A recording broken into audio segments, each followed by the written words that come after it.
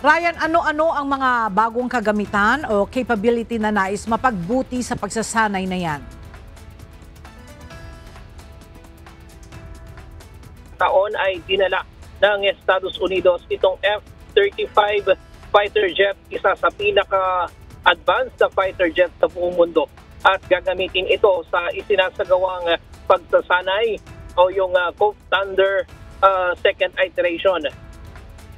Muling isinagawa ang Cove Thunder, isang bilateral exercise sa pagitan ng Pilipinas at Estados Unidos na layuning palakasin ang kakayahan ng land at air defense ng dalawang bansa.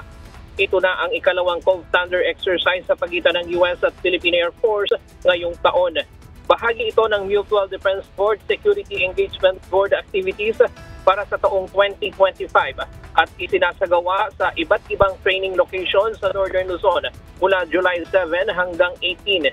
Layunin nitong mapagbuti ang asymmetric warfare capabilities para sa force projection at area denial, palakasin ang kakayahan sa air operations, patatagin ang koordinasyon sa mga international security partners at paghusayin ang sustainment system para sa mas matibay na operational readiness.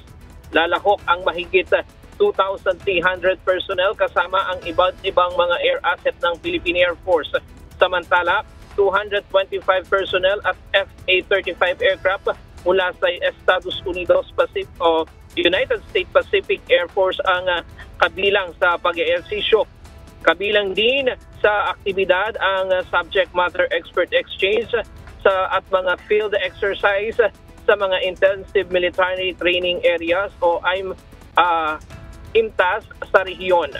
At sa ngayon ay katatapos lamang kanina nitong programa at nagsagawa rin ng interview dito sa mga piloto kung ano ang kanilang inaasahang magiging tatanggap nila sa nakakayahan dito sa isinasagawang pagsasanay na ito. At kabilang din sa kanilang area na pagsasagawa ng pagsasanay itong West Philippine Sea.